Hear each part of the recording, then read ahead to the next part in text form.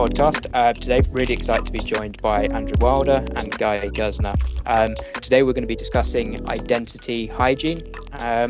So just by way of introduction, Andrew, for those that don't know you, would you be able to give us a bit of a brief introduction to yourself? Sure. I'm Andrew Wilder, multi-time CISO. I've been in the cyber industry for more than 20 years, and I'm excited today to talk about identity hygiene. I think it's a bigger problem than we might realize, and we're starting to see it pop up in more and more cases. So I'm looking forward to it. Thanks, Dan. Perfect. Thank you. And over to yourself, Guy. Thank you, David. Great to be here. I'm Guy Guzner. I'm CEO and co-founder at Savvy Security, and I've been 30 years in cybersecurity doing just one thing, which is my passion, and that's develop and create cybersecurity products. Awesome. Well, what a great introduction. And I guess, Guy, sticking with you for a second, then, would you help sort of define for the listeners and for myself identity hygiene? What do we mean by it, and what we'll be talking about today?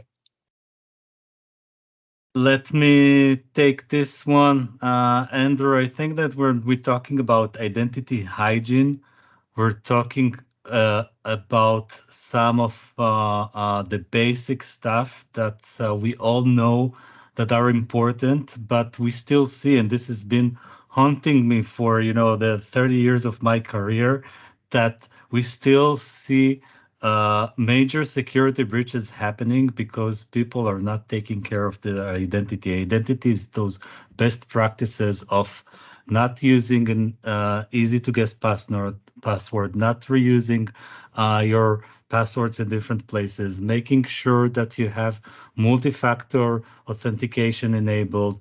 For organization, it's making sure when someone is leaving the organization, someone is changing the position, is that you're offboard them from the system and you don't leave any unused accounts or shared accounts lying around, because in the end, these are the ones that will be used to get into an organization. Andrew, would you agree? Yeah, what I should have said in my intro is that besides being a multi-time CISO, I'm also a customer of Savvy. So when I brought Savvy in, it was because of an incident. So as you might imagine, the number one attack vector is email phishing, right? And I had an incident where someone was able to get past MFA using a system called MFA bombing. And they got in, and someone got to a website that looked very similar to a legitimate login website, and they entered their credentials. And of course, then an attacker had access to their account and was able to do bad things with that. And so Savvy came in as a way to solve for that. But what I ended up seeing is what Guy is talking about was this offboarding piece, right? As someone who's been in cyber for more than 20 years, I've been doing identity for more than 20 years as well. And, what we started to see was things like single sign-on, right? Federated access. And so the idea was all of your access should be set up under one account. But with this huge sprawl and proliferation of SaaS services, people are able to sign up. If you've got a credit card, even for free, you can sign up for a bunch of SaaS services. People are using their corporate credentials. If you think about generative AI and a lot of the tools that are out there today. So the use case that Guy and I started talking about was, look, Susie leaves the company. We go into our identity management system. We turn off her access, and it cuts off her Azure Active Directory, and that cuts off all of her single sign-on apps. But what about all of the other SaaS apps that she had access to? Maybe even stuff that we thought was single sign-on, but she had a username and password for that thing.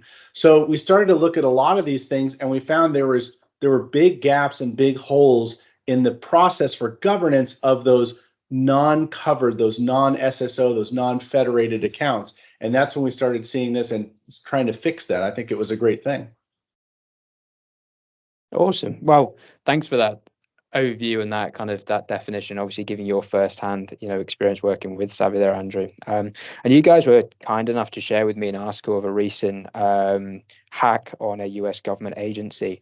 So I guess kind of using that so that I can kind of keep up and I can understand more than anything, talk us through that incident and what that kind of demonstrates of identity hygiene going wrong.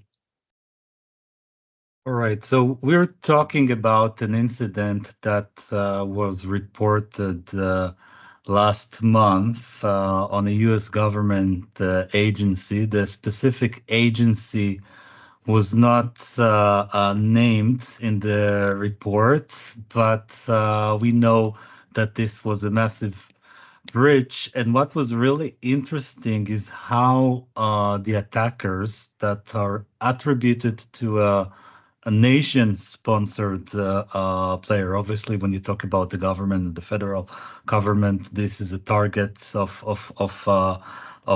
different foreign entities. But the way in was that there was an unused account that belonged to an ex-employee of that agency, and that's a perfect example of what Andrew was just talking about. And that account was just lying there, and it has access to a SharePoint system with no MFA. And then the attackers, to get in, they use some things that you consider like pretty basic. It's not like advanced hacking, but doing some password spraying, and they're in. And once they're in, they can do a lot of other stuff and you can talk about the lateral movement and all of that. But just the initial vector of that unused account that wasn't offboarded properly and did not have the right multi-factor authentication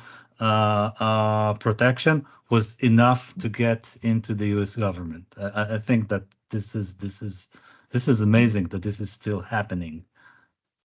Yeah, to me, if you think about the risk of an unused account versus the risk of an active account, it's much higher, right? Because if somebody's account gets compromised and they're actively using it, they're going to report that to their cyber team. They're going to say, hey, my email account is acting strange, or people are saying I'm sending them these weird messages that I'm not, or rules are being created in my account. But if an unused account, if a dormant account from someone that's already left the organization, if that gets compromised, there's nobody to put their hand up and say, hey, this is me, I need help, right? The attackers can just continue to use it without anyone reporting it or noticing anything strange. I think that's a really interesting point, actually. It's not something that I've kind of heard anyone speak about before, that I guess that's a real big kind of risk for people. And we're speaking about the government agency here and, state-sponsored attacks, as you kind of mentioned there, Guy. For companies that aren't in the federal space, what's the risk to them of not properly offboarding people and having running these risks of ex-employees still having active accounts? So I think that this risk is everywhere. Everyone that has something sensitive that they want to protect, they have this risk. And even even if the account is still active sometime, it's even then very hard to track down. I'll give another example. It's a new one I just learned about last week. Apparently, in some media company, without mentioning the name, they had an ex-employee who they did not remove their Slack account, and that employee changed their name into Slackbot. So it I read like about this Slack. too. You read I read about this this one, too. and it changed his profile photo to the Slack photo with an angry face, and he was actually trolling people within the company, sending them messages of the day and that kind of stuff. And he was there for 2 years until they figured out that it's this ex-employee and it's not the Slack bot. So just imagine of all the private things that exist within a company internal Slack channels, and someone having access to all of that, to sensitive information that affects everybody, government, commercial, any type of space. Yeah, I was thinking about the three major cyber frameworks that are out there, right? You've got the Lockheed Martin kill chain. You've got resilience, right? If you're just looking to be resilient, and clearly, Meta and LinkedIn have some opportunities there in terms of resilience. But the third one, and a very popular one, is this zero trust framework.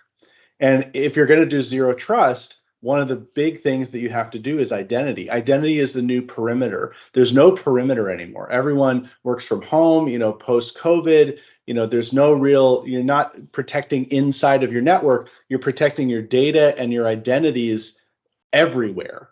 So if you don't have a control on identity, you don't have a control to your data, you don't have a control to your access. And if you don't have control on that, the opportunities for a breach are just, huge, right? Because anybody can get in if you're not controlling that stuff. That's why I see it as so important, especially if you're trying to use one of those frameworks and do it well.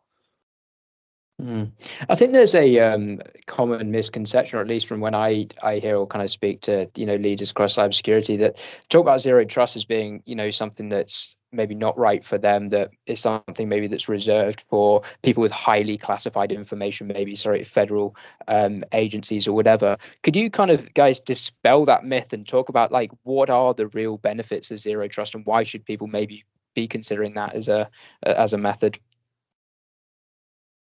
I'll start, and Guy, you can fill in where I make mistakes here. But Yeah. all of the frameworks are not perfect, right? There's no perfect framework, and in fact, I know a lot of people who do zero trust, but they also do Lockheed Martin kill chain. They also do resilience, right? They're trying to dip into different areas. And you are right, Dave, that there are certain organizations where this is much more applicable, right? If you're a Fortune 250, you're a government agency, there are things where you really need to be top notch. As you get lower down, you can be a little bit less mature in your cyber organization. But I think zero trust is a great framework, right? There's no zero trust app, right? You can't be zero trust by doing this thing. It's really about organizational change management, and changing the processes and the way you do things.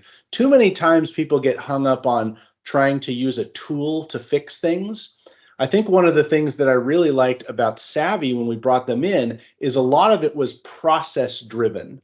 They're like, we're going to give you these tools and this functionality, but we're going to help you build that into a process so your offboarding process works. So when people go to a compromised website, there's a new process to say, hey, this looks weird, or here's our policy, or things like that. So I really think zero trust is using a process-based change, and that's what I think is pretty powerful about it. And no matter what level of maturity, you can do some things for zero trust in your organization.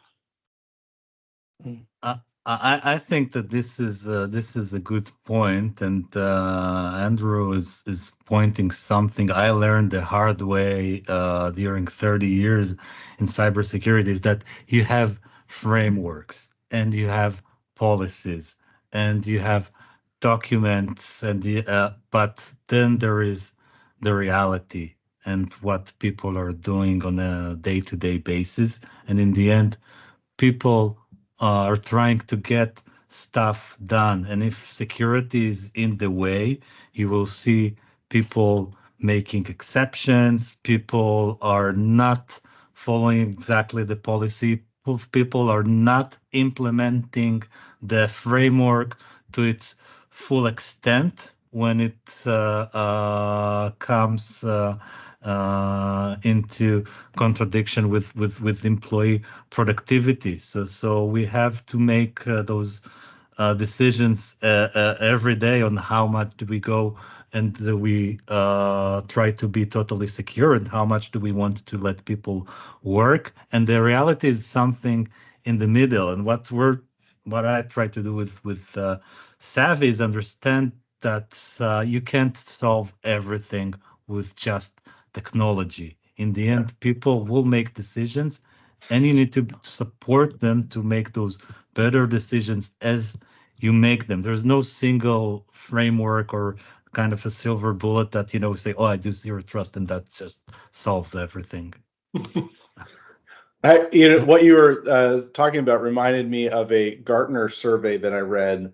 It said 74% of people admitted that they will bypass cybersecurity controls in order to get their job done. So, Guy is absolutely right. And I've been doing this for, more than 20 years as well. You can create all these policies. You can think that you've trained everybody in your organization on these policies, right? You do the awareness, you do the phishing campaigns, all of that stuff to get it out there. But when push comes to shove, if someone needs to bypass security to get their job done, they're definitely going to do that.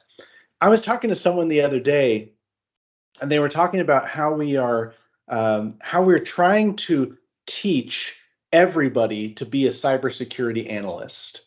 And that's not their job, right? You don't teach someone in a factory to be an accountant for your CFO, so you shouldn't have to teach them to be a cybersecurity analyst to be able to analyze their email and know about phishing links and all this stuff. Listen, I agree that humans are a big perimeter and the weakest link in the chain and all of that stuff. But if everybody is going to bypass it, I think what you have to do is understand that that's happening and work with them to say, here, let me help you. Let me help you to do this in the right way. As security practitioners, our goal is not to go in and tell the business, no, no, no. Our goal is to come in and tell the business, let me help you to do what you're trying to do, your digital transformation, your e-commerce push, whatever it is. Let me help you do that in a way that's secure, so you're not going to get a data breach, so you're not going to be a headline in the news. Let me help you to do it the right way. And I think we need to flip that same mentality towards our users, right? Hey, I see you're doing something that's maybe going to be wrong. Let me help you to do it. Let me show you a way to do it better or to not get compromised or whatever. I think that's what we need to look at, is that kind of just-in-time help for people. I think that's it's a super interesting sort of area, because you look at that sort of trifecta of people, process, and technology, and you said that a lot of people might just focus on the technology aspect, and that's not going to solve all your problems. Obviously, as you said with Guy and everyone at Savvy, very kind of process orientated, and that kind of helped identify a lot of the gaps. But I think people, as you mentioned there, Andrew, are often the weakest link, and I think sometimes mandating these security training things that people go through, they'll go through it, they'll get the cert, they'll get the badge, they'll become security analysts, as you were saying there, Andrew. But understanding fundamentally why they're bypassing these security controls, what you can do to be a security enabler rather than a hindrance, because that's it fundamentally. You want people to be buying into the security program and these controls that are in place, not be seeing it as a necessary evil and something they're going to work around, because then they are going to continue to be the weakest link. So on that, what do you think? Have you kind of got any ideas around like what businesses can do to kind of educate their employees in a better way to kind of nudge them towards better security and hygiene? I think I'm going to pass that one over to Guy. Guy, what do you think we should be doing here? Well, I think that this is exactly what we've been trying to do with Savvy, and create this platform which is not about having a binary decision of either allow or block, and just say, oh, we're going to minimize the attack surface and we're going to block all these things and we're going to prevent shadow IT and all these things. We have to realize that the attack surface is there and it's not going to change. And once you accept that fact, how do you support the people who are using those platforms to make those better decisions in real time? Understanding that you can't really rely on training and education, because people are talking about security awareness. It's not an awareness problem. I mean, if I talk to you or to anyone these days, they know about cybersecurity risk, they know about phishing, they know about these things. That doesn't mean that on the day-to-day job, and as Andrew mentioned, their productivity is not measured if they're a good security analyst or not. It's measured about some other things. So in the day-to-day, would they make a security conscious decisions or not? Probably not. But if you stop them in the real time and you're able to tell them, think again, think twice if this is really what you want to do, that by itself is probably enough to prevent most of those breaches that we hear about. And that's the approach that we're taking. Yeah, I think of it from a psychological approach, right? I mean, imagine yourself, if you can admit that you've ever clicked on a bad link, okay? So if you've ever done that, if you had something that came up on your screen and said, "Hey, this looks really strange. Are you sure you want to do this?" Wouldn't that make you think twice enough to say, maybe I shouldn't do this, right? I don't want to go through with this. I don't think people are bypassing controls in a malicious way, right? I don't think people are trying to cause breaches to their companies. I think, and there are some malicious insiders that do bad stuff. But I think for the most part, people are kind of their productivity, they're going through their emails really quickly. They're like, hey, I got to do this invoice. Okay, they sent it to me. Let me click on it, go into it. And they don't realize that they're being scammed or that something bad is happening to them. So I think as much as we can just say, hey, let me help you, let me show you what to do, I think that's really going to improve things and make things better. And by the way, phishing is going to continue to get better, right? The attackers have the same tools that we have as practitioners. Generative AI is helping them a lot. If you think about the number one attack vector today, if you get a phishing email right now, you're going to go and search by the sender or search by the attachment or search by the URL. Well, guess what? If I use generative AI to make it, I can send a different sender, a different subject, a different attachment, a different URL, so that every single one of them is unique and you're never going to be able to stop it or craft it. So again, if I have these, I like what Guy said, like we need to accept the fact that SaaS sprawl is here.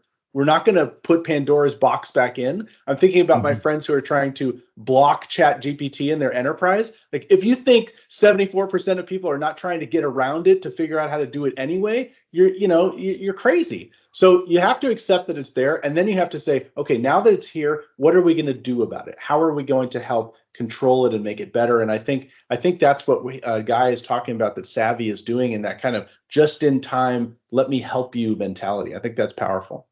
I think it sounds like super exciting what you were saying there, the whole behavioral insights and the psychology thing and the just in time stuff that you guys are doing at Savvy. It sounds like you're really kind of onto a winner there, because as you said, Andrew, it's not people are doing these things maliciously. We're all inherently lazy just as a species. Do you know what I mean? We're looking to cut corners, and unfortunately security is quite often that corner that gets cut frequently.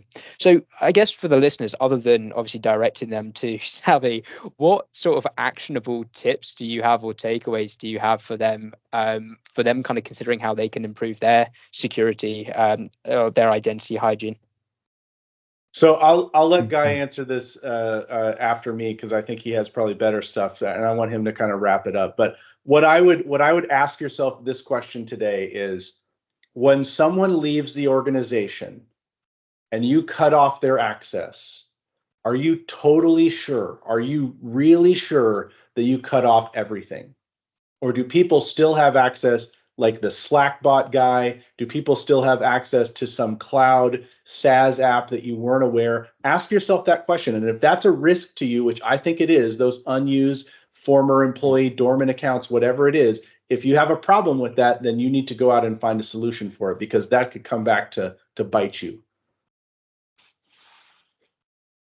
I would agree. I think that the first step is having a good understanding of is your SaaS footprint, what type of assets are being used, how do you know what applications or people are using, and how do they use them for, and what kind of data is going to those applications, and do you have the right controls and the right processes to make sure that only the relevant people are using the right applications, and when people are leaving the company, that you're able to effectively offboard them. And the people who are using all the different systems, do they follow some very basic, and we're back to the hygiene discussion, not reusing their corporate password, having MFA on all the things that they have access to,